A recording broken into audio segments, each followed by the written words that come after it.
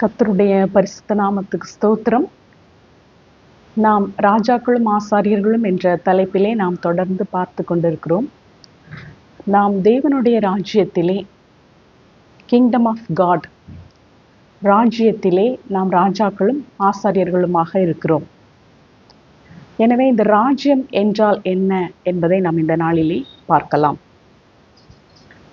மத்தேயு 13ஆம் அதிகாரம் 11ஆம் வசனத்திலே நாம் வாசிக்கிறோம், பரலோக ராஜ்யத்தின் இரகசியங்களை அறியும்படி உங்களுக்கு அருளப்பட்டது, அவர்களுக்கோ அருளப்படவில்லை என்று இயேசு கிறிஸ்து தம்முடைய சீஷர்களிடத்தில் கூறுவதை நாம் பார்க்கிறோம். பரலோக ராஜ்யத்தின் இரகசியங்களை எல்லோரும் அறிந்து கொள்ள முடியவில்லை.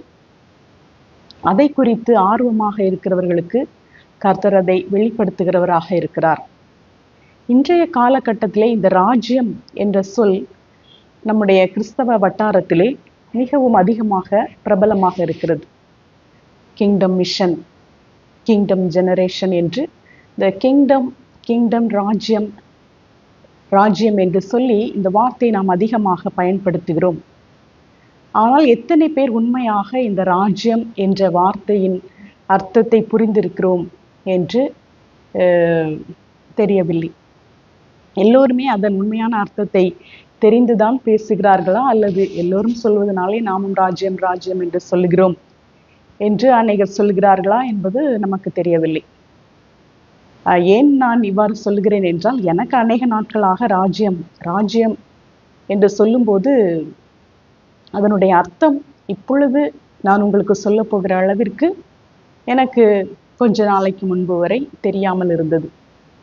இப்பொழுது அதை குறித்து கர்த்தர் எனக்கு காரியங்களை கொஞ்சம் வெளிப்படுத்தி இருக்கிறபடினாலே, அந்த காரியங்களை ஒருவேளை என்னை போல அறியாமல் இருக்கிற நபர்கள் இதை கேட்டு பிரயோஜனப்படட்டும் என்பதற்காக நான் இதை சொல்லுகிறேன். அநேகர் அறிந்திருப்பார்கள், அறியாதவர்களுக்கு இது பிரயோஜனமாக இருக்கும். எனவே இந்த ராஜ்யம் என்று சொல்லும்போது அது என்ன என்பதை குறித்து நாம் இந்த நாளிலே நாம் பார்க்கலாம்.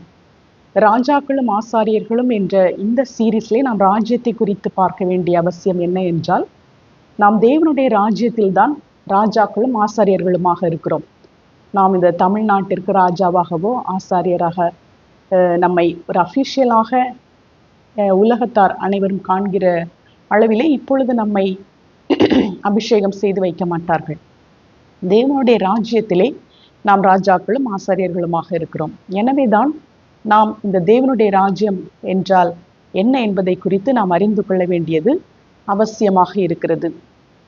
இயேசு கிறிஸ்து இந்த உலகத்திலே ஊழியத்தில் வந்தபோது அவருக்கு முன்பாக அவருக்கு வழியை காண்பிப்பதற்காக யோவான் ஸ்நானகன் ஊழியத்திற்குள்ளே பயன்படுத்தப்பட்டார். யோவான் ஸ்நானகன் பிரசங்கம் பண்ணின வாக்கியங்களை நாம் வாசிக்கும் போது, மத்தேயு 3ஆம் அதிகாரத்திலே முதல் 2 வசனங்களை நாம் வாசிக்கும் போது, அந்நாட்களில் யோவான் ஸ்நானன் யூதேயாவின் வனாந்திரத்தில் வந்து மனம் திரும்புங்கள், பரலோக ராஜ்யம் சமீபித்திருக்கிறது என்று பிரசங்கம் பண்ணினான்.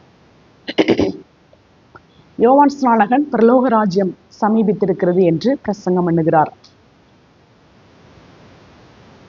நாம் சிறு வயதில் இருக்கும் போதெல்லாம் இந்த பரலோக ராஜ்யம் என்று சொல்லும் போது, நாம் மரித்து நித்திய வாழ்விற்காக, நித்திய ராஜ்யத்தில் நாம் செல்வதற்காக நமக்கு ஆயத்தம் பண்ணப்பட்டிருக்கிற அந்த பரலோக ராஜ்யத்தை மாத்திரம்தான் எனக்கு தெரியும். ஆனால் இந்த பரலோக ராஜ்யம் நமக்கு 3 விதத்திலே வெளிப்படுகிறது.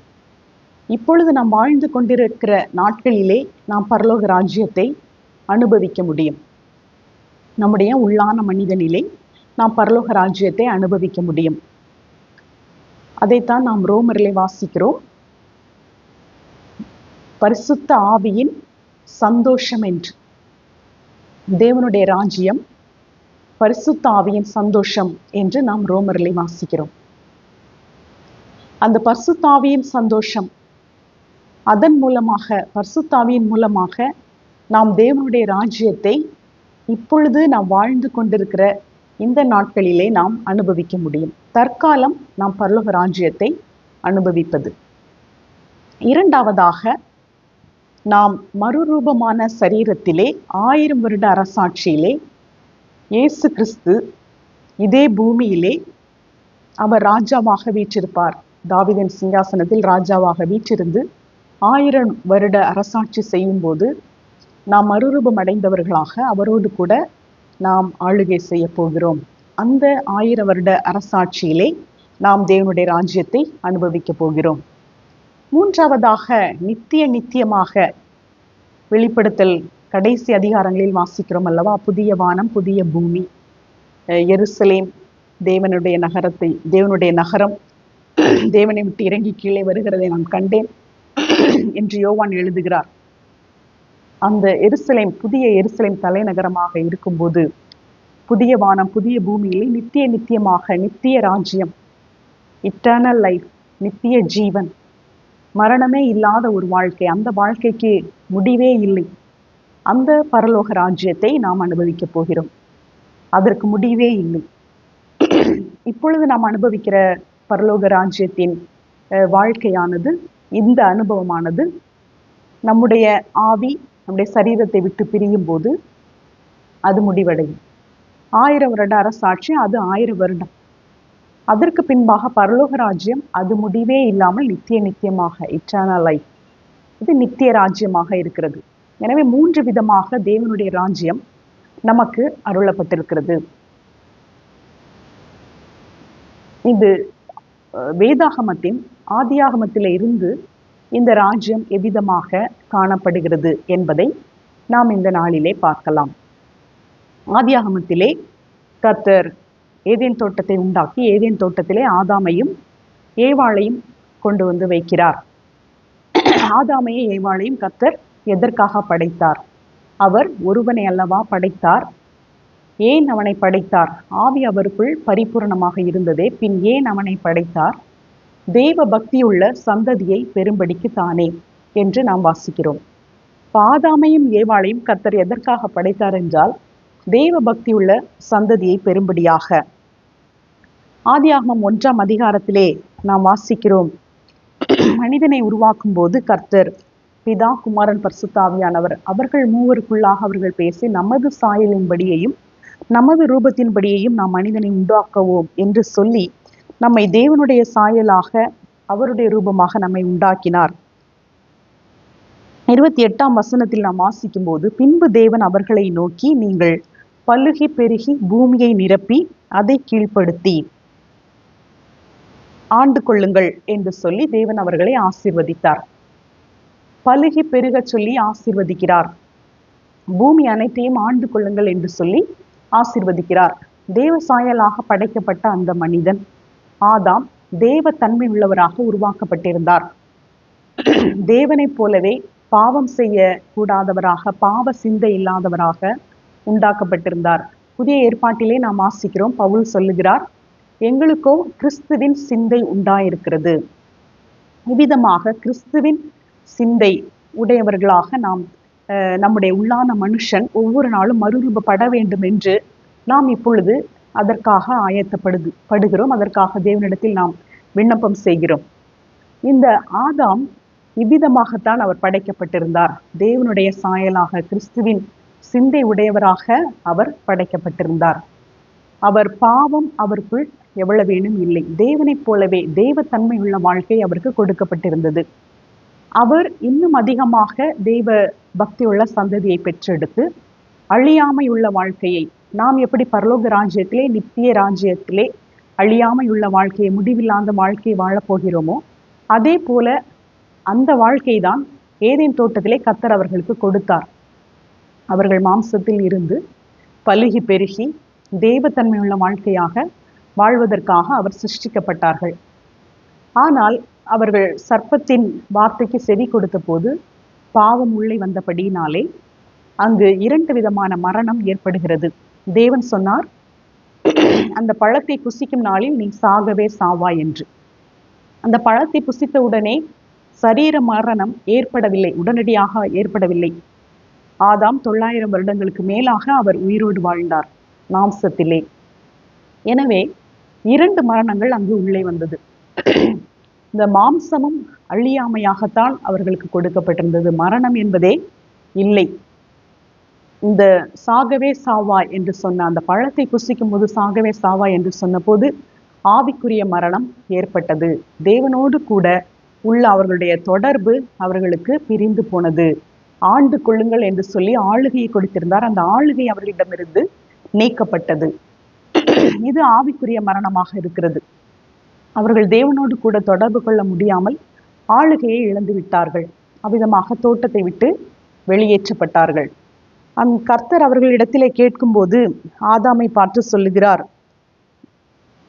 நீ பூமியிலிருந்து எடுக்கப்பட்டபடியால் நீ பூமிக்கு திரும்ப மட்டும் உன் முகத்தின் வேர்வையால் ஆகாரம் புசிப்பாய், நீ மண்ணாய் இருக்கிறாய், மண்ணுக்கு திரும்புவாய் என்றார். எனவே இந்த பழத்தை புசித்து பாவம் செய்த பிறகுதான் இந்த வார்த்தையை கர்த்தர் சொல்லுகிறார். அதற்கு முன்பாக மரணத்தை பற்றிய எந்த வார்த்தையும் இல்லை. எனவேதான் அந்த சரீர மரணமும் அதற்கு அப்புறம்தான் வந்திருக்கிறது. எனவே மரணம் இல்லாத அந்த நித்திய ராஜ்யத்திலே, பரலோக ராஜ்யத்திலே நாம் எவ்விதமாக வாழ்கிறோமோ அவ்விதமாக ஏதேன் தோட்டத்திலே நாம் வாழ வேண்டும் என்றுதான் இந்த உலகம் உண்டாக்கப்பட்டது, மனிதனும் சிருஷ்டிக்கப்பட்டான். ஆனால் இந்த திட்டத்தை முழுவதுமாக பிசாசானவன் மாற்றி போடுகிறான். அந்த நேரத்திலே கர்த்தர் சொல்லுகிறார், உனக்கும் ஸ்திரீக்கும் உன் வித்துக்கும் அவள் வித்துக்கும் பகை உண்டாக்குவேன், அவர் உன் தலையை நசுக்குவார், நீ அவர் குதிங்காலை நசுக்குவாய் என்று சொல்லி அங்கு ஒரு மீட்பின் திட்டத்தை தீர்க்க தரிசனமாக அங்கு கூறி அவர்களுக்கு சரீர மரணத்தை கொடுத்து அதை கிருபையாக அவர்களுக்கு கொடுத்தார். அந்த சரீர மரணம் இல்லை என்றால் அவர்கள் தொடர்ந்து தேவனற்றவர்களாக நித்தியமாக வாழ்கிறவர்களாக இருப்பார்கள். ஆனால் இப்பொழுது அந்த சரீர மரணத்தை அவர்களுக்கு கொடுத்தபடியினாலே அந்த பாவத்தின் சம்பளமாகிய மரணம், ஆவிக்குரிய மரணமும் அவர்களுக்கு கிடைத்தது, சரீர மரணமும் அவர்களுக்கு கிடைத்தது. அவர்களை குறித்த நியாய தீர்ப்பு என்பது அது கர்த்தர் அறிந்திருக்கிறார். நித்திய ராஜ்யத்திற்குரிய நியாய தீர்ப்பிலே அவர்களுக்கு என்ன பங்கை வைத்திருக்கிறார் என்பதை குறித்து முழு திட்டமும் நாம் எல்லாவற்றையும் நாம் அறிந்து கொள்ள முடியாது, அதை கர்த்தர் அறிந்திருக்கிறார். ஆனால் இப்பொழுது ஒரு சரீர மரணத்தை அவர் கொடுத்து அந்த தேவனற்ற வாழ்க்கைக்கு அவர் ஒரு முற்றுப்புள்ளியை வைத்தார். எனவே இந்த பாவம் வந்த போது முதலாவதாக தேவனுடைய ராஜ்யம் ஏதேன் தோட்டத்திலே உண்டாக்கப்பட்டு பாவம் வந்த போது மரணம் கடந்து வந்தது, ஆவிக்குரிய மரணமும் சரீர மரணமும். அதன் பிறகு ஏனோக்கை குறித்து நாம் பார்க்கிறோம். ஏனோக்கு தேவனோடு கூட சஞ்சரித்து கொண்டிருந்தார். கர்த்தர் அவரை குறித்து பல்வேறு திட்டங்களை வைத்திருக்கிறார். அநேக தீர்க்க தரிசனங்களை அவர் உரைத்தார். நாம் விசுவாசிக்கிறோம் அவர் உபத்திரவ காலத்திலே மீண்டுமாக வருவார் என்று. ஆனால் கர்த்தர் அவரை குறித்து என்ன திட்டம் வைத்திருக்கிறார் என்று தெரியவில்லை. அப்படி அந்த மாம்ச சரீரத்தோடு கூட தேவன் அவரோடு கூட எடுத்துக்கொண்டார் என்று நாம் வாசிக்கிறோம். அதற்கு பின்பாக நோவாவை பார்க்கிறோம். நோவாவின் காலத்திலே தேவனற்றவர்களாக வாழ்ந்த அனைவருமே வெள்ளத்தினாலே அழிக்கப்பட்டு நோவாவின் குடும்பம் மாத்திரம் காக்கப்பட்டு அந்த பூமி ஒரு புதிய பூமியாக, புதிய ஒரு குடும்பத்திற்கு, அந்த நோவாவின் குடும்பத்திற்கு மாத்திரம் அந்த முழு பூமியின் கர்த்தர் கொடுக்கிறார். எவ்விதமாக ஆதாமையும் ஏவாளையும் உண்டாக்கி அவர்களுக்கு ஏதேன் தோட்டத்திலே தேவனுடைய ராஜ்யத்தை ஏற்படுத்தி கொடுத்தாரோ அதே போல இந்த நோவாவிற்கும் அந்த குடும்பத்திற்கும் அவர்கள் நீதிமான்களாக இருந்தார். நோவா நீதிமான் என்று நாம் வாசிக்கிறோம். அந்த நீதிமானுடைய சந்ததியின் மூலமாக தெய்வ பக்தியுள்ள ஜனங்கள் வருவார்கள் என்று ஒரு புதிய பூமியை கர்த்தர் கொடுக்கிறார். ஆனால் அந்த நோவாவை குறித்து நாம் வாசிக்கும் போது அடுத்த சில நாட்களிலே நாம் பார்க்கும்போது நோவாவை குறித்து நாம் வாசிக்கிறோம். அவர் தன்னுடைய மகனை சபிக்கிறார். இவ்விதமாக நாம் வாசிக்கிறோம்.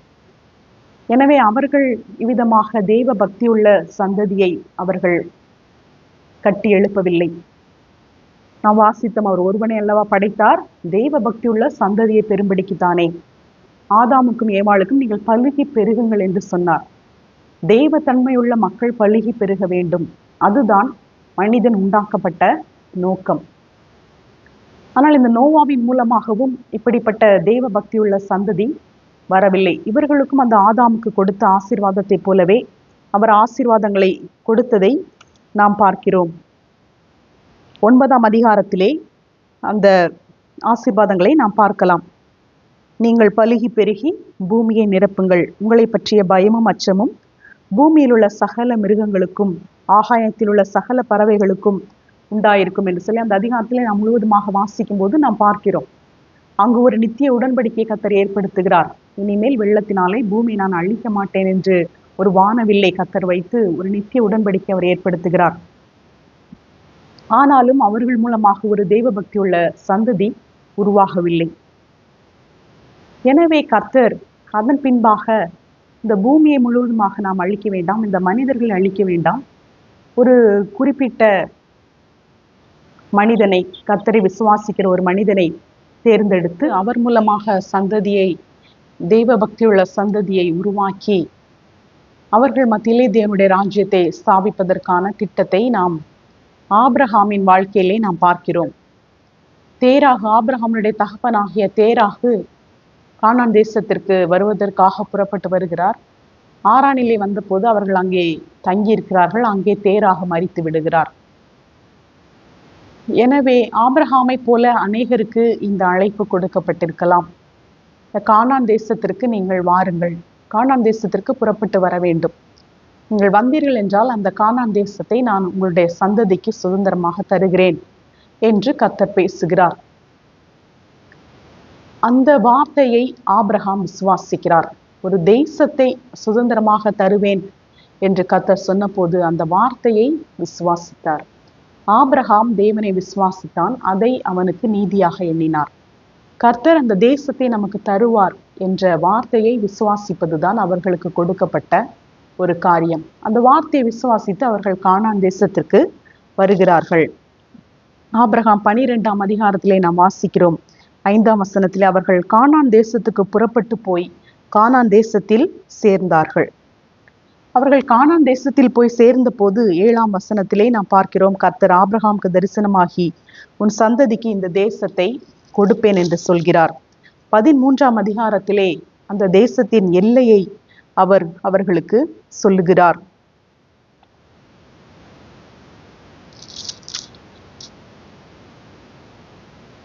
எகிப்தின் நதி துவக்கி ஐபிராத் நதி என்னும் பெரிய நதி மட்டும் உள்ளதும் மற்றும் அந்த ஜாதிகளை கூறி என்பவர்கள் இருக்கிறதுமான இந்த தேசத்தை உன் சந்ததிக்கு கொடுத்தேன் என்றார். விதமாக அந்த தேசத்தின் எல்லைகளை குறித்து இவர்கள் கானான் தேசத்திலே புறப்பட்டு போய் சேர்ந்த போது கர்த்தர் அந்த தேசத்தின் எல்லைகளை குறித்து இந்த தேசத்தை உங்களுக்கு சுதந்திரமாக கொடுக்கிறேன் என்று சொல்லுகிறார்.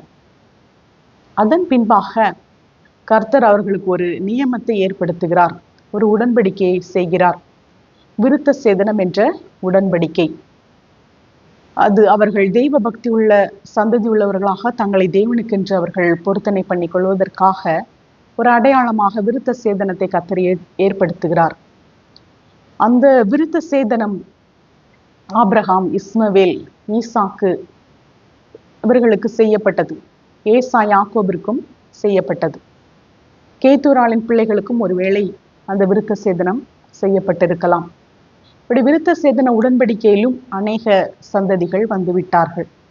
இந்த இஸ்மவேலர்கள், ஏசாவின் சந்ததியினர், இவர்கள் தெய்வ பக்தி உள்ள சந்ததியினராக அவர்கள் வாழவில்லை.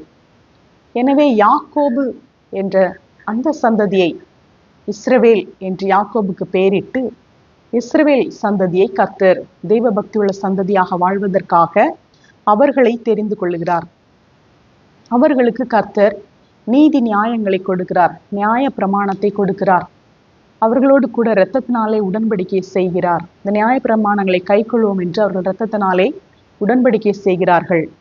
உபாகமம் 10ஆம் அதிகாரத்திலே நாம் வாசிக்கிறோம், 16ஆம் வசனத்திலே, ஆகையால் நீங்கள் இனி உங்கள் பிடரியை கடினப்படுத்தாமல் உங்கள் இருதயத்தின் நுனித்தோலை விருத்த சேதனம் பண்ணுங்கள். இந்த லேவியராகமம் 26ஆம் அதிகாரம் 41ஆம் வசனத்திலேயும் நாம் இதை குறித்து வாசிக்கிறோம்.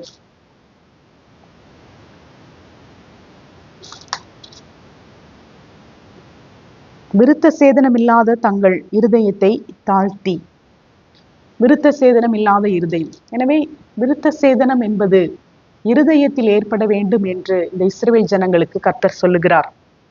உன் முழு இருதயத்தோடும் முழு மனதோடும் உன் தேவனாகிய கர்த்தரிடத்தில் அன்பு கூறி என்று இருதயத்திலே கர்த்தருடைய நீதி நியாயங்களை கைக்கொள்வதை குறித்து கர்த்தர் இங்கு பேசுகிறார். இந்த இஸ்ரவேல் ஜனங்களுக்கு கர்த்தர் நியாய பிரமாணத்தை ஏற்படுத்தி கொடுத்து அவர்களை தெய்வ பக்தி உள்ள சந்ததிகளாக வாழும்படியாக, அவர்கள் மத்தியிலே தேவனுடைய ராஜ்யத்தை ஸ்தாபிக்கும்படியாக கர்த்தர் ஆசைப்படுகிறார். அதற்காக அவர்களுக்கு அநேக காரியங்களை கர்த்தர் செய்கிறார். எகிப்திலிருந்து அவர்களை கானானுக்கு அழைத்து கொண்டு வருகிறார். அவர்களிடத்திலே நீங்கள் எனக்கு ஆசாரிய ராஜ்யமாய் இருப்பீர்கள், பரிசுத்த ஜாதியாய் இருப்பீர்கள் என்று கர்த்தர் சொல்லுகிறார். நான் உங்கள் நடுவில் உலாவி உங்கள் தேவனாய் இருப்பேன், நீங்கள் என் ஜனமாய் இருப்பீர்கள் என்று அவர்கள் மத்தியிலே உலாவி அவர்களுடைய தேவனாக இருப்பதற்காக, அவர்கள் மூலமாக தேவ பக்தி உள்ள சந்ததியை பெருக பண்ணுவதற்காக கர்த்தர் வாஞ்சிக்கிறார். ஆனால் இந்த இஸ்ரவேல் ஜனங்களும் கர்த்தரை விட்டு பின்வாங்கி போகிறார்கள். ஆனாலும் பரிசுத்த ஆவியானவர் அவ்வப்போது அவர்கள் மூலமாக செயல்பட்டு தேவனுடைய ராஜ்யத்தின் காரியங்களை நடப்பிக்கிறார். தாவீதை குறித்து நாம் வாசிக்கிறோம். அபிகாயில் தாவீதை பார்த்து சொல்லும்போது, நீர் கர்த்தருடைய யுத்தங்களை நடத்துகிறவராமே என்று நாம் வாசிக்கிறோம். எனவே கர்த்தருடைய யுத்தத்தை நடத்துகிறவர்கள் பரிசுத்த ஆவியினாலே அவ்வப்போது ஏவப்பட்டு நிறையப்பட்டு இந்த காரியங்களை செய்ததை நாம் பார்க்கிறோம். இஸ்ரவேல் ஜனங்கள் தேவனுடைய ராஜ்யத்திற்கான காரியங்களை செய்யும் போதெல்லாம் நாம் பார்க்கிறோம் பரிசுத்த ஆவியானவர் அவர்களை நிரப்பினார் என்று. எலியாவை குறித்து பார்க்கும்போது தேவனுடைய கரம் அவர் மீது இருந்ததினால் ஆகாபுக்கு முன்பாக இஸ்ரவேலுக்கு ஓடினார் என்று நாம் வாசிக்கிறோம். சிம்சோனை குறித்து பார்க்கும்போது கர்த்தருடைய ஆவியானவர் அவனை ஏவ துவங்கினார் என்று நாம் வாசிக்கிறோம். தாவீது ராஜா சொல்லுகிறார், கர்த்தருடைய ஆவியானவர் என்னை கொண்டு பேசினார் என்று. பரிசுத்த ஆவியினாலே தாவீது இந்த தீர்க்க தரிசனங்களை உரைத்தான் என்று புதிய ஏற்பாட்டிலேயும் நாம் வாசிக்கிறோம். எனவே இவர்கள் தேவனுடைய ராஜ்யத்திற்கான காரியங்களை பரிசுத்த ஆவியினாலே செய்ததை நாம் பார்க்கிறோம்.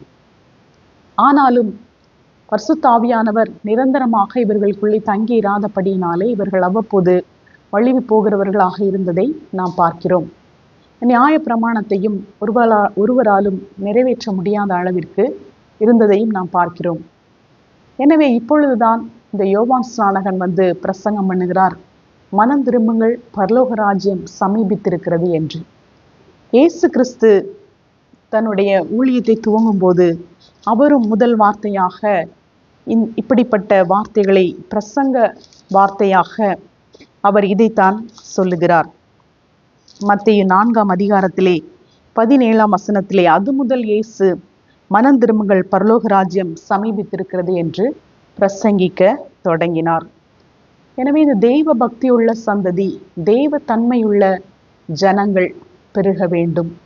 இதுதான் தேவனுடைய ராஜ்யமாக இருக்கிறது. எனவே இப்பொழுது இந்த ராஜ்யத்தின் புத்திரர்களாக மாறுவது எல்லோருக்கும் கொடுக்கப்பட்டிருக்கிறது. இஸ்ரவேல் ஜனங்களுக்கு மாத்திரம் இருந்தது, விருத்த சேதனம் உள்ளவர்களுக்கு மாத்திரம் இருந்தது.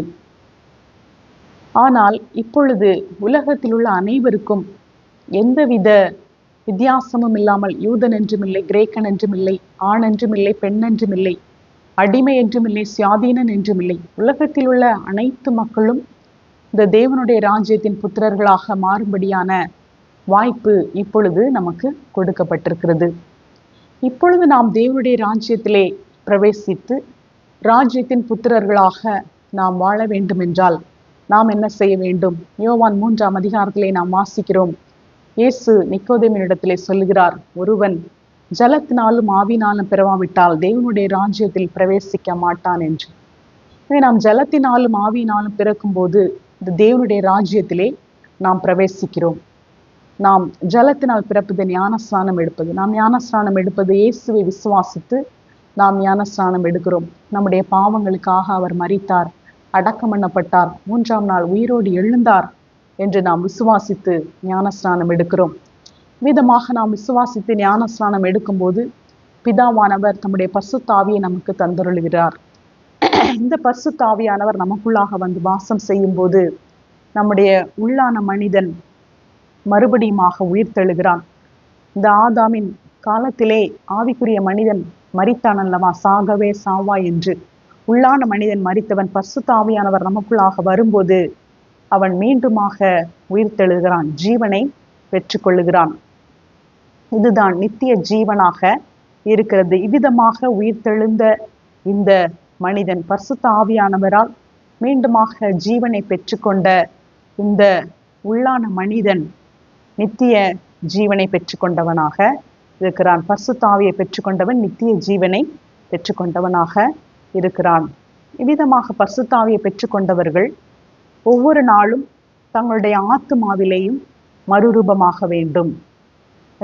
பரிசுத்த ஆவியை பெற்றுக்கொள்ளும் போது ஆவியிலே நாம் மறுரூபமாகிறோம். இயேசு கிறிஸ்துவின் உயிர்த்தெழுந்த சாயலிலே நாம் இணைக்கப்பட்டு நாம் மறுரூபமாகிறோம். இயேசு மரித்து அடக்கம் பண்ணப்பட்டு மீண்டுமாய் எழுந்த போது அவர் மறுரூபம் அடைந்த சரீரத்தை அவர் பெற்றுக்கொண்டார். இந்த மறுரூபம் அடைந்த சரீரம் எப்படி இருக்கும் என்பதை நாம் வேதத்திலே வாசிக்கிறோம். கதவுகள் பூட்டப்பட்டிருக்கையிலே இயேசு அறைக்குள் பிரவேசித்தார் என்று நாம் வாசிக்கிறோம். எனவே கதவுகள் பூட்டியிருந்தாலும் பிரவேசிக்கக்கூடிய தன்மை உள்ளதாக இந்த மறுரூபம் அடைந்த சரீரம் இருக்கிறது. இதனுடைய பார்வையை குறித்து நாம் பார்ப்போம் என்றால் மாம்ச கண்களால் நாம் ஒரு குறிப்பிட்ட தூரம்தான் நாம் பார்க்க முடியும். ஆனால் அந்த லென்ஸை வைத்து நாம் பார்க்கும்போது நம்முடைய கண்ணுக்கு தெரியாத காரியங்களை நாம் பார்க்கிறோம். இந்த மறுரூபம் அடைந்த சரீரத்திலே நாம் எல்லாவற்றையும் தேவனை போல பார்க்கிறவர்களாக கர்த்தர் அவிதமான தேவனை போல தன்மையை அவர் நமக்கு கொடுக்கிறவராக இருக்கிறார். அந்த மறுரூபம் அடைந்த சரீரத்திலே நாம் வாசிக்கிறோம், இனி நாம் எவ்விதமாக இருப்போம் என்று இன்னும் வெளிப்படவில்லை, ஆனாலும் அவர் இருக்கிற வண்ணமாகவே அவரை தரிசிப்பதினால் அவரை போலவே இருப்போம் என்று அறிந்திருக்கிறோம். எனவே நமக்கு வெளிப்படுத்தப்பட்ட கொஞ்சம் காரியங்களிலிருந்து இப்படி இருக்கலாம் என்று நாம் கொஞ்சமாக நாம் அறிந்து கொள்ளுகிறோம். முழுவதுமாக நாம் அறிந்து கொள்ளவில்லை. நம்முடைய சரீரம் கதவு பூட்டியிருந்தாலும் உள்ளே செல்லக்கூடிய நிலையில் இருக்கிறது. பார்வை நாம் இங்கு இருந்தாலும் அந்த கேலக்சியை கூட பார்க்கிற அளவிற்கு ஒவ்வொரு கேலக்சியையும் தாண்டி இப்பொழுது அந்த கேலக்சியை விஞ்ஞானிகள் கண்டுபிடித்திருக்கிறார்கள். இன்னும் முழுவதுமாக என்னென்ன இருக்கிறது என்று அவர்களால் பார்த்திருக்க முடியாது. அதையும் தாண்டி இன்னும் என்ன இருக்கிறது, அண்ட சராசரங்களையும் தாண்டி இன்னும் என்ன இருக்கிறது என்று தேவனை போன்ற ஒரு பார்வையை அந்த மறுரூபமான சரீரத்திலே கர்த்தர் கொடுக்கிறார். 1 கொரிந்தியர் 14ஆம் அதிகாரத்திலே என்று நினைக்கிறேன், அதிலே பவுல் சொல்லுகிறார், நான் ஒரு மனிதனை அறிவேன், 3ஆம் வானம் வரைக்கும் எடுத்துக்கொள்ளப்பட்டு மனுஷர் பேசப்படாததும் வாக்கு கெட்டாதுமான வார்த்தைகளை கேட்டான் என்று. அப்போ பேசுகிற வார்த்தைகள் இப்பொழுது இந்த மாம்ச சரீரத்திலிருந்து நம்மால் அந்த வார்த்தைகளை பேச முடியாது. நமக்கு அந்த அப்படிப்பட்ட அளவு தகுதி நமக்கு கொடுக்கப்படவில்லை. அந்த வார்த்தைகளை பேசுவதற்கு இப்போ கண்ணிற்கு ஒரு அளவு கொடுக்கப்பட்டிருக்கிறது, இவ்வளவுதான் பார்க்க முடியும் என்று. அதுபோல இந்த நம்முடைய பேச்சு வழக்கிற்கு இவ்வளவுதான் கொடுக்கப்பட்டிருக்கிறது. அந்த வார்த்தைகளை பேசுகிற அளவுக்கு நமக்கு திறமை கொடுக்கப்படவில்லை. அந்த மறுரூபமான சரீரத்திலே அந்த எல்லா வார்த்தைகளையும் பேசக்கூடிய அளவு கிருபையை கர்த்தர் நமக்கு கொடுக்கிறார். அதே போல அந்த வார்த்தைகளை கேட்கக்கூடிய கிருபையையும் கர்த்தர் நமக்கு கொடுக்கிறார். விதமாக நம்முடைய பார்வை, நம்முடைய பேசும் திறன், நம்முடைய கேட்கும் திறன், இதையெல்லாம் இப்பொழுது நாம் இருக்கிறது போலவே இருக்க போவதில்லை. மறுரூபமான சரீரத்திலே தேவனை போன்ற பார்வையையும் தேவனை போன்ற பேச்சு திறமையையும் பேச்சையும் சொல்லையும் வார்த்தையையும் தேவனை போல கேட்கும் திறனையும் கர்த்தர் நமக்கு கொடுக்கிறார். இயேசு மறுரூபமான போது அவருடைய முகம் சூரியனை போல பிரகாசித்தது என்று நாம் வாசிக்கிறோம். அதே போலவே நாமும் பிரகாசிக்கிறவர்களாக இருப்போம். வெளிப்படுத்தலே நாம் இதை குறித்து வாசிக்கிறோம். அதே போல நம்முடைய வஸ்திரங்கள், மறுரூபமான இயேசுவின் வஸ்திரங்கள் இந்த உலகத்திலே எந்த வண்ணானாலும் இழுக்கக்கூடாத அளவுக்கு பிரகாசமாக இருந்தது என்று நாம் வாசிக்கிறோம். அதே போல அப்படிப்பட்ட பிரகாசமான வஸ்திரங்களை கர்த்தர் நமக்கு கொடுக்கிறவராக இருக்கிறார். விதமாக அழிவில்லாத மனிதன், மறுரூபமான சரீரத்தை அடைந்த மனிதன், நித்திய ஜீவனை அடைந்த மனிதன் விதமாக இருப்பான் என்று விதமாக கொஞ்சமாக நாம் அறிந்து கொள்ளுகிறோம். இந்த இப்படிப்பட்ட மறுரூபமான சரீரத்தில் தான் நாம் 1000 வருட அரசாட்சியிலே நாம் இருக்க போகிறோம். இந்த உள்ளான மனிதன் இப்படிப்பட்டவனாகத்தான் இருக்கிறான். ஆனால் இந்த உள்ளான மனிதன் இன்னும் வெளிப்படவில்லை. மறுரூபமாகும் போது உள்ளான மனிதன் மறுரூபமாகி வெளிப்படுகிறான். 1 கொரிந்தியர் 15ஆம் அதிகாரத்திலே நாம் பார்க்கிறோம், அழிவுள்ளதாய் விதைக்கப்படும், அழிவில்லாததாய் எழுந்திருக்கும் என்று. எனவே இப்பொழுது நாம் ஞானஸ்நானம் எடுத்து எழும்பும் போது இயேசு கிறிஸ்துவினுடைய உயிர்த்தெழுந்த சாயலிலே நாம் இணைக்கப்படும் போது அவருடைய மறுரூபமாகிற சாயலிலே உள்ளான மனிதன் இணைக்கப்படுகிறான். எனவே ஒவ்வொரு நாளும் நம்முடைய மனம் புதிதாகிறதுனாலே நாம் மறுரூபமாகிறோம் என்று நாம் பார்க்கிறோம். நாம் மறுரூபமாக வேண்டும் என்றால், ரகசிய வருகையிலே நாம் மறுரூபமாகி தேவனோடு கூட செல்ல வேண்டும் என்றால், நம்முடைய பழைய மனிதன் மரித்து புதிய மனிதன் சிருஷ்டிக்கப்பட வேண்டும். கிறிஸ்துவை தரித்து கொள்ளுங்கள் என்று பவுல் சொல்லுகிறார். புதிய மனுஷனாகிய கிறிஸ்துவை தரித்து கொள்ளுங்கள் என்று. கிறிஸ்துவின் சிந்தை உண்டாயிருக்க வேண்டும் என்று சொல்லுகிறார். அறியாமல் உள்ள காலங்களிலே நீங்கள் மாம்சமும் மனசும் விரும்பினவைகளை செய்தீர்கள் என்று நாம் பார்க்கிறோம். உணர்வில்லாத அவருடைய இருதயம் இருள் அடைந்தது என்று நாம் பார்க்கிறோம். எனவே இந்த இருதயம் மறுரூபப்பட வேண்டும். இந்த இருதயத்தை குறித்து அதிகமாக வேதாகமத்திலே எழுதப்பட்டிருக்கிறது. இதுதான் ஆத்துமா என்று நாம் பார்க்கிறோம். யோவானிலே நாம் பார்க்கிறோம், உன் ஆத்துமா வாழ்கிறது போல நீ எல்லாவற்றிலும் வாழ்ந்து சுகமாயிருப்பாயாக என்று. இந்த ஆத்துமா மறுரூபப்பட வேண்டும். பரிசுத்த ஆவியானவரை பெற்றுக்கொள்ளும் போது நம்முடைய ஆவி மறுரூபம் அடைகிறது. ஆவி நித்திய ஜீவனை பெற்றுக்கொள்ளுகிறது. பரிசுத்த ஆவியானவர் நித்திய ஜீவனாக நமக்குள்ளே வந்து வாசம் செய்கிறார். நம்முடைய ஆத்துமா மறுரூபம் அடைய வேண்டும். அது எப்படி மறுரூபம் அடையும் என்றால், நம்முடைய சுபாவங்கள் கிறிஸ்துவை போல மாற வேண்டும். பூரண புருஷனாகும் வரைக்கும் என்று நாம் வாசிக்கிறோம். கிறிஸ்துவின் சாயல் நம்மில் உருவாக வேண்டும். எனவே ஆத்துமா மறுரூபம் அடையும் போதுதான் ஆத்மாவும் மறுரூபம் அடைய வேண்டும், ஆவியும் மறுரூபம் அடைய வேண்டும். இந்த இரண்டும் மறுரூபம் அடைந்ததாக இருந்தால்தான் ரகசிய வருகையிலே நாம் எடுத்துக்கொள்ளப்பட முடியும். நாம் பரிசுத்த ஆவியானவரை பெற்றிருந்தாலும் நம்முடைய சுபாவங்கள் மாறவில்லை என்றால் நாம் ரகசிய வருகையிலே எடுத்துக்கொள்ளப்பட முடியாது. ஆத்துமா மறுரூபப்பட வேண்டும். கலாத்தியர்களை வாசிக்கிறோம், மாம்சத்தின் கிரியைகள் ஆவியின் கனி, இதை குறித்து நாம் வாசிக்கிறோம். மாம்சத்தின் கிரியைகள் வெளியரங்கமாக இருக்கிறது என்று. அந்த கிரியைகள் எல்லாம் அழிக்கப்பட வேண்டும். கிறிஸ்து எனக்கு ஜீவன், சாவு எனக்கு ஆதாயம். இந்த பழைய மனுஷன் மரிக்க வேண்டும். ஞானஸ்நானத்திலே இந்த பழைய மனுஷனை நாம் அடக்கம் பண்ணுகிறோம். அவ்விதமாக அந்த பழைய பாவ சுபாவங்கள் மரிக்க வேண்டும். நாம் பாவத்திற்கு மரித்திருக்கிறோம். எனவே நாம் இன்னும் பாவம் செய்கிறவர்களாக இருப்போம் என்றால் நம்முடைய ஆத்மா முழுவதுமாக மறுரூபம் அடையவில்லை என்றுதான் அர்த்தம். நாம் பாவத்தை ஒழித்துவிட்டு பாவம் செய்யாதவர்களாக, தேவ தன்மை உள்ளவர்களாக, தெய்வ பக்தியுள்ள சந்ததியினராக நாம் வாழும்போது நம்முடைய ஆத்மா மறுரூபம் அடைந்ததாக இருக்கிறது. நம்முடைய ஆவியும் ஆத்மாவும் மறுரூபம் அடைந்தால் ரகசிய வருகையிலே நாம் கண்டிப்பாக நாம் மறுரூபம், இந்த சரீரமும் மறுரூபமாகும். எனவே இந்த மூன்றுமே மறுரூபம் அடையக்கூடியதாக இருக்கிறது. ஏதேன் தோட்டத்திலே ஆவி மரித்தது. பரிசுத்த ஆவியானவரை நாம் பெற்றுக்கொள்ளும் போது இந்த ஆவி மனிதன் மறுரூபம் அடைகிறான். பழைய மனுஷன் மரித்து புதிய மனுஷன் கிறிஸ்துவை நாம் தரித்து கொள்ளும் போது இந்த ஆத்துமா மறுரூபப்படுகிறது. நம்முடைய சுபாவங்கள் மாறும்போது, ஆவியின் கனி வெளிப்படும் போது, அன்பு, சந்தோஷம், சமாதானம், இப்படிப்பட்ட ஆவியின் கனி வெளிப்படும் போது ஆத்துமா மறுரூபம் அடைகிறது. இந்த சரீரம் ரகசிய வருகை வரும்போது நாம் உயிரோடு இருந்தோம் என்றால் இந்த சரீரமும் மறுரூபம் அடைகிறது. கிறிஸ்துவுக்குள் மரித்தவர்கள் முதலாவது எழுந்திருப்பார்கள். மரித்தவர்களும் மறுரூபம் அடைவார்கள். நாம் எசேக்கியேலிலே நாம் வாசிக்கிறோம். ஒரு எலும்பு நிறைந்த பள்ளத்தாக்கிலே அந்த தீர்க்கதரிசியை ஆவியானவர் கொண்டு போய் இந்த உலர்ந்த எலும்புகள் உயிரடையுமா என்று கேட்கும்போது, தேவனை நீரே அதை அறிவீர் என்று சொல்லுகிறார். ஆனால் வார்த்தையை சொல்லும் போது அந்த எலும்புகள் ஒன்று கூடினது, நரம்புகள் உண்டானது, சதைகள் உண்டானது, தோலினால் மூடப்பட்டது. ஆவியை அவர்களுக்குள் ஊதின போது பெரிய சேனையாக அவர்கள் எழுந்து நின்றதை நாம் வாசிக்கிறோம். இவ்விதமாகத்தான் கிறிஸ்துவுக்குள் மரித்து அடக்கம் பண்ணப்பட்டவர்கள் எத்தனை வருடமாக ஆகியவர்கள் உலர்ந்த எலும்புகளாக அவர்கள் அடக்கம் பண்ணப்பட்டு காணப்பட்டாலும் இயேசு கிறிஸ்து வரும்போது அவர்கள் மறுரூபமாக்கப்படுவார்கள். அவருடைய சரீரம் மறுரூபமாக்கப்பட்டு ரகசிய வருகையிலே அவர்களும் வருவார்கள். முதலாம் உயிர்த்தெழுதலுக்கு பங்குள்ளவன் பாக்கியவான் என்று நாம் வாசிக்கிறோம்.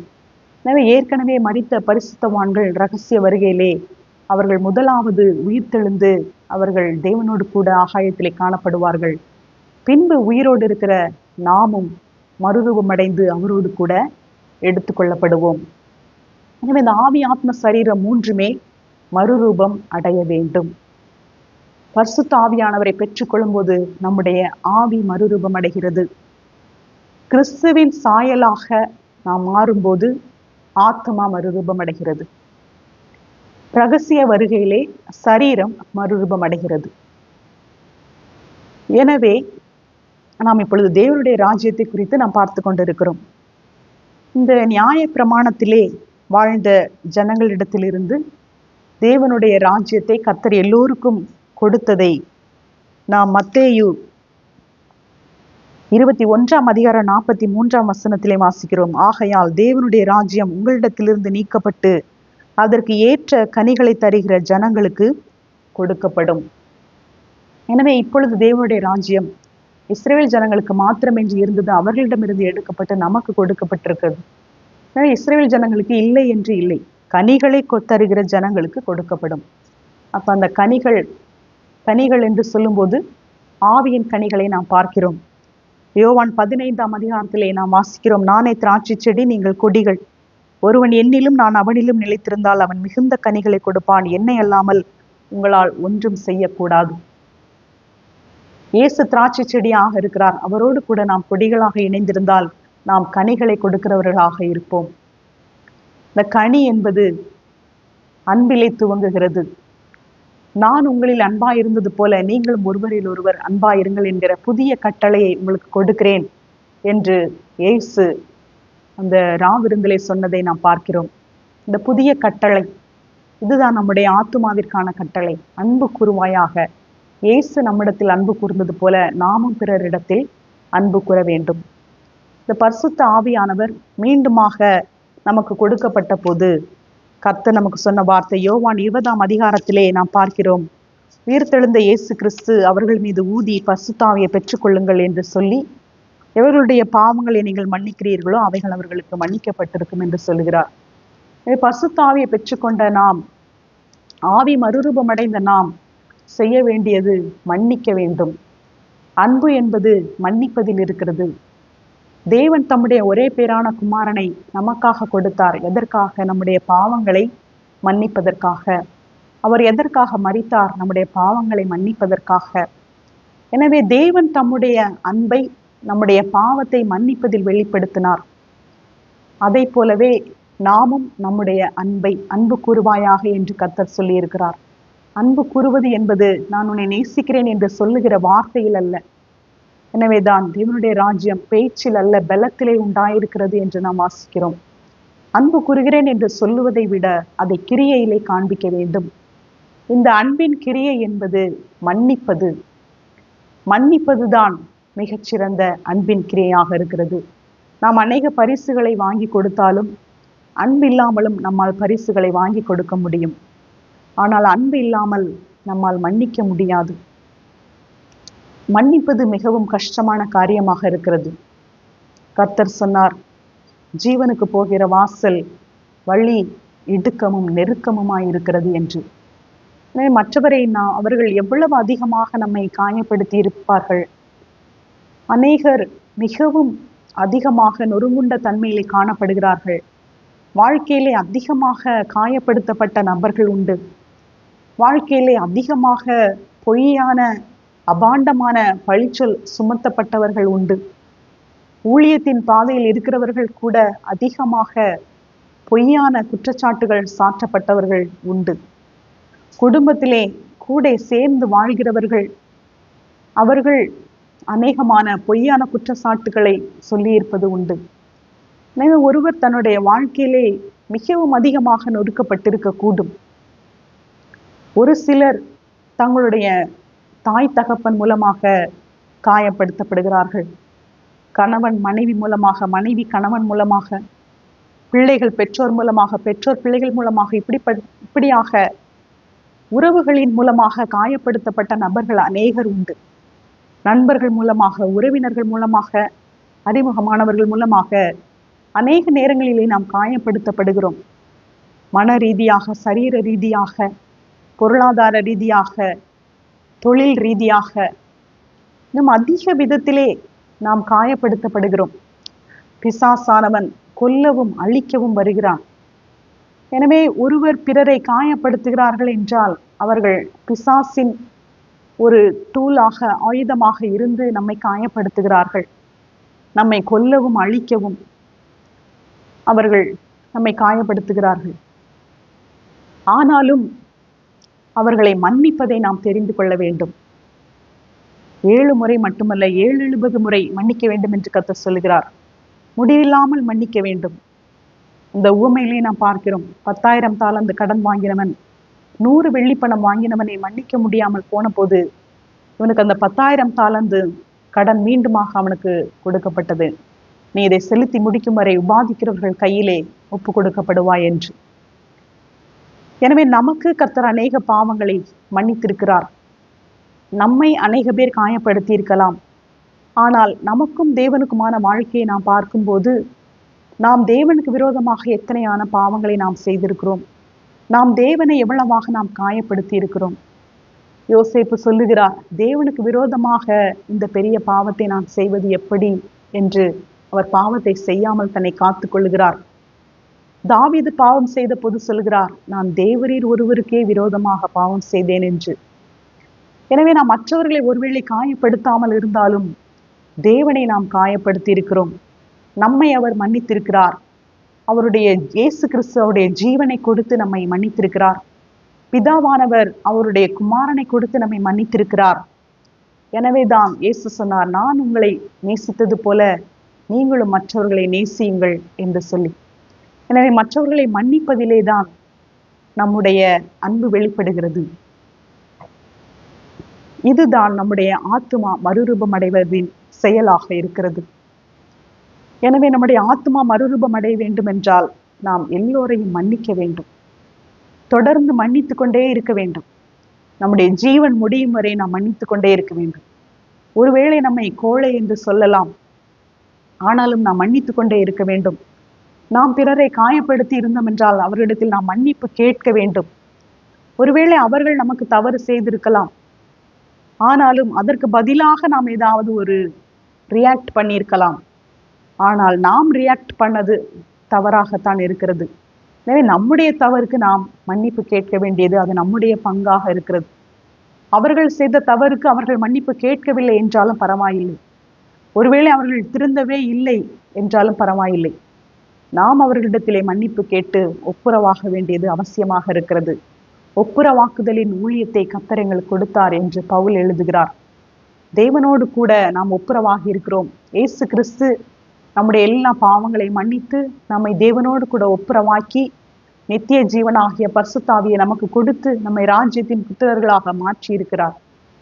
எனவே நாமும் நம்முடைய சக உறவினர்களை மன்னித்து அவர்களோடு கூட ஒப்புரவாகி நாம் இருக்க வேண்டும். நாம் கிறிஸ்துவுக்குள் ஒரே சரீரமாய் இருக்கிறோம். கிறிஸ்து தலையாக இருக்கிறார். நாம் சபையாகிய நாம் அவருக்கு சரீரமாக இருக்கிறோம். இந்த சரீரம் முழுவதும் பரிசுத்த ஆவியினாலே ஒரே கணுக்களாக கட்டப்பட்டு வருகிறது என்று நாம் பார்க்கிறோம். கிறிஸ்துவுக்குள் நாம் மாளிகையாக இருக்கிறோம். அவருக்குள்ளே தேவனுடைய பண்ணையாக இருக்கிறோம் என்று நாம் பார்க்கிறோம். நாம் அனைவரும் தேவனுடைய பிள்ளைகள் அனைவரும் ஒரே சரீரமாக இருக்கிறபடினாலே நாம் ஒருவருக்கொருவர் மன்னித்து ஒருவரையொருவர் ஏற்றுக்கொண்டு ஒருவரையொருவர் கனம் பண்ணி நாம் தேவனுடைய ராஜ்யத்தை கட்டுகிறவர்களாக இருக்க வேண்டும். இந்த புத்தியுள்ள மனுஷனை குறித்து நாம் வாசிக்கும் போது கண்மலையின் மேல் கட்டினவன் புத்தியுள்ளவன் என்று நாம் பார்க்கிறோம். இயேசு கிறிஸ்துவே நம்முடைய கண்மலையாக இருக்கிறார். இயேசு கிறிஸ்துவே நம்முடைய அஸ்திபாரமாக இருக்கிறார்.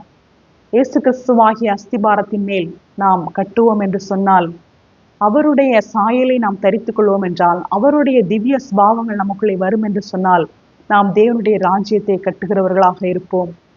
இவ்விதமாக நாம் தேவனுடைய ராஜ்யத்தை கட்ட வேண்டும். நாம் ஆவியிலே மறுரூபம் அடைந்து பரிசுத்த ஆவியானவரின் வல்லமையினாலே செய்கிற காரியங்களினாலே நம்முடைய ஆவியின் மூலமாக நாம் ராஜ்யத்தை கட்டுகிறோம். கிறிஸ்துவின் சாயலினாலே நாம் மறுரூபமாகி நம்முடைய ஆத்மாவிலே நாம் தேவனுடைய ராஜ்யத்தின் புத்திரர்களாக நாம் வாழுகிறோம். எனவே இந்த மாம்சத்திலே நம்முடைய ஆவியும் ஆத்மாவும் தங்கியிருக்கிற இந்த காலத்திலே நாம் தேவனுடைய ராஜ்யத்தை அனுபவிக்கிறவர்களாக, தேவனுடைய ராஜ்யத்தை கட்டுகிறவர்களாக நாம் இருக்கிறோம். இந்த வாய்ப்பு நமக்கு கொடுக்கப்பட்டிருக்கிறது. தேவனுடைய ராஜ்யம் பலவந்தம் பண்ணப்படுகிறது. பலவந்தம் பண்ணுகிறவன் அதை பிடித்துக் கொள்ளுகிறான். ஆனால் இதிலிருந்து நம்ம இழுத்துக் கொள்வதற்காக ஒவ்வொரு நேரமும் பிசாசானவன் அக்கினி ஆஸ்திரங்களை எரிந்து கொண்டே இருக்கிறான். பிசாசின் தந்திரங்கள் நீங்கள் அறியாதவர்கள் அல்லவே என்று நாம் பார்க்கிறோம். ஆதாமும் ஏவாளும் ராஜ்யத்தின் புத்திரர்களாக அவர்கள் வாழ்ந்து நித்திய ஜீவனை அவர்கள் சுதந்திரித்து அவர்கள் சந்தோஷமாக வாழ்ந்து கொண்டிருந்த போது அவர்களுக்கு நேராக வார்த்தைகளை வீசி அவர்களை விழுந்து போக செய்தது போலவே நம்மையே விழுந்து போக செய்ய வேண்டும் என்று நம்மை நோக்கி வார்த்தைகளை வீசிக்கொண்டே இருக்கிறான். எனவே நாம் பிசாசின் தந்திரங்களை அறிந்து நாம் பிசாசுக்கு எதிர்த்து நிற்க வேண்டும். பிசாசுக்கு எதிர்த்து நிற்கும் போது அவன் நம்மை விட்டு ஓடி போவான். ஒவ்வொரு நேரம் அவன் திரும்ப திரும்ப அவன் நம்மை நோக்கி வருகிறான். ஒவ்வொரு நேரத்திலும் நாம் பிசாசின் தந்திரங்களை அறிந்து பிசாசுக்கு நாம் எதிர்த்து நிற்க வேண்டும். ஆவியிலே நாம் விழிப்பாய் இருக்க வேண்டும். வெளிப்படுத்தலே வாசிக்கிறோம், நீ குளிராயாவது அனலாயாவது இருக்க வேண்டும் என்று.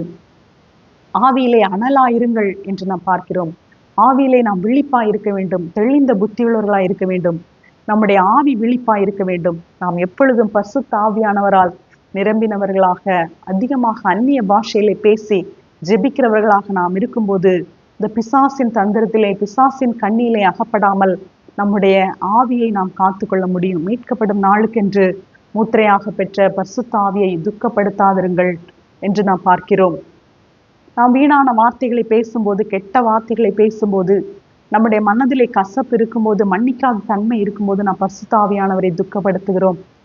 எனவே நாம் பரிசுத்த ஆவியானவரை துக்கப்படுத்தாமல் அவரை நாம் சந்தோஷப்படுத்த வேண்டும். அப்பொழுது நாம் ஆவியிலே இன்னும் அதிகமாக நாம் முழுவதுமாக அப்படி மறுரூபம் அடைகிறவர்களாக நாம் இருக்கிறோம். இந்த ஆவியானவரால் நடக்கும் செயல்கள் தான் மார்க்கு 16ஆம் அதிகாரத்திலே நாம் வாசிக்கிறோம். விசுவாசிக்கிறவர்கள் நடக்கும் அடையாளங்களாவன, பிசாசுகளை துரத்துவார்கள், அவமான பாஷைகளை பேசுவார்கள், சாவுக்கு சர்ப்பங்களை மிதிப்பார்கள், சாவுக்கு எதுவான யாதொன்றை குடித்தாலும் அது அவர்களை சேதப்படுத்தாது.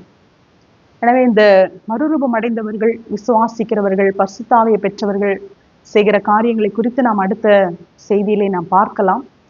அதை நாம் விரிவாக நாம் பார்க்கலாம். இன்றைய தினத்திலே நாம் தேவனுடைய ராஜ்யத்தை குறித்து நாம் அறிந்து கொள்கிறோம். கிங்டம் என்றால் என்ன, தேவனுடைய ராஜ்யம் என்றால் என்ன, பரலோக ராஜ்யம் என்றால் என்ன. நாம் உயிரோடு வாழ்கிற இந்த நாட்களிலே நாம் பரலோக ராஜ்யத்தை நம்முடைய வாழ்க்கையிலே அனுபவிக்க முடியும். பரிசுத்த ஆவியானவரை பெற்றுக்கொள்வதன் மூலமாக நம்முடைய ஆவி மறுரூபம் அடைகிறது. நம்முடைய ஆத்மா மறுரூபம் அடைவதற்காக கிறிஸ்துவின் சாயல் நம்மிலே உருவாக வேண்டும். கிறிஸ்துவின் சுபாவங்கள் நம்மில் உருவாக வேண்டும். நம்முடைய சுபாவங்கள் மறுரூபம் அடைய வேண்டும். தேவனுடைய ராஜ்யம் பேச்சிலே அல்ல, பலத்திலே உண்டாயிருக்கிறது. தேவனுடைய ராஜ்யத்தை குறித்து அநேக வசனங்கள் இருக்கிறது. ஆனாலும் எல்லா வசனங்களையும் நமக்கு வாசிப்பதற்கு நேரம் இல்லை. எனவே மத்தேயு 19ஆம் அதிகாரத்திலே இயேசு சிறு பிள்ளைகள் என்னிடத்தில் வருகிறதற்கு இடம் கொடுங்கள், அவர்களை தடை பண்ணாதிருங்கள், பரலோக ராஜ்யம் அப்படிப்பட்டவர்களுடையது என்று கர்த்தர் சொல்லுகிறார். எனவே நாம் சிறு பிள்ளைகளைப் போல நம்மை தாழ்த்தி, சிறு பிள்ளைகளைப் போல உண்மையை ஏற்றுக்கொள்ளுகிறவர்களாக, விசுவாசிக்கிறவர்களாக, தேவனை அப்படியே நம்புகிறவர்களாக, சிறு பிள்ளைகள் அப்படியே தங்களுடைய பெற்றோரை நம்புகிறது போல நாமும் நம்முடைய பரம தகப்பனை விசுவாசிப்போம், இயேசுவை விசுவாசிப்போம், வார்த்தையை விசுவாசிப்போம், பரிசுத்த ஆவியானவரை விசுவாசிப்போம். தேவனுடைய ராஜ்யம் அப்படிப்பட்டவர்களுடையது என்று சொல்லப்பட்டது போல பெருமைக்கு இடம் கொடுக்காமல் ஆவியில் எளிமையுள்ளவர்கள் பாக்கியவான்கள், பரலோக ராஜ்யம் அவர்களுடையது என்று நாம் வாசிக்கிறோம். எனவே நாம் தாழ்மையுள்ளவர்களாக மனத்தாழ்மையோடு இருந்து தேவனுடைய ராஜ்யத்தின் அனுபவத்தை நாம் சுதந்திரித்துக் கொள்வோம். விதமாக நாம் ராஜ்யத்தை கட்டுகிறவர்களாக நாம் வாழ முடியும். பரிசுத்த ஆவியினாலே நாம் கிரியை செய்யும் போது, நாம் அந்நிய பாஷை நாம் பரிசுத்த ஆவியினாலே கிரியை செய்வது என்ன என்று தெரியவில்லை என்றால் நாம் அந்நிய பாஷையிலே பேசி நாம் ஜெபித்து கொண்டே இருக்கலாம். நாம் ஜெபித்து கொண்டே இருக்கும்போது பரிசுத்த ஆவியானவர் கிரியை செய்வார். நம்மை கொண்டு என்ன செய்ய வேண்டும் என்று அவர் செய்து முடிப்பார். நான் இதை செய்ய வேண்டும் என்று நாம் செய்ய தேவையில்லை. நாம் அந்நிய பாஷையிலே பேசி ஜெபித்து கொண்டே இருக்கும்போது கர்த்தர் நம் மூலமாக என்ன காரியத்தை செய்ய வேண்டுமோ, பரிசுத்த ஆவியானவர் நம் மூலமாக என்ன காரியத்தை செய்ய வேண்டுமோ அதை அவர் செய்து முடிப்பார். நம் ஆத்துமாவிலே மறுரூபம் அடைய வேண்டும். கிறிஸ்துவின் சாயலை தரித்து கொள்ள வேண்டும். நாம் அதிகமாக வசனங்களை வாசித்து நம்முடைய சுபாவத்தை, நாம் பழைய மனுஷனை களைந்து புதிய மனுஷனை நாம் தெரிந்து கொள்வோம். ஒவ்வொரு நாளும் நம்முடைய மனம் புதிதாகிறதுனாலே மறுரூபமாகுங்கள் என்று சொன்னபடியாக நம்முடைய ஆத்மா ஒவ்வொரு நாளும் மறுரூபமாகட்டும். இவ்விதமாக நம்முடைய சரீரமும் அவருடைய இரகசிய வருகையிலே மறுரூபமாக்கப்படும். எனவே நம்முடைய ஆவி, ஆத்ம, சரீரம் மூன்றுமே மறுரூபமாக்கப்படக்கூடியதாக இருக்கிறது. எனவே இவ்விதமாக மறுரூபமாக்கப்பட்ட நிலையிலே நாம் தேவனுடைய ராஜ்யத்தை நாம் அனுபவிக்கிறவர்களாக இருக்கிறோம். இந்த வார்த்தையின் மூலமாக கர்த்தர் நம்மை ஆசீர்வதிப்பாராக. இன்னும் நாம் தொடர்ந்து தேவனுடைய ராஜ்யத்தின் ரகசியங்களை அறிந்து கொள்வோம். ஆமென்.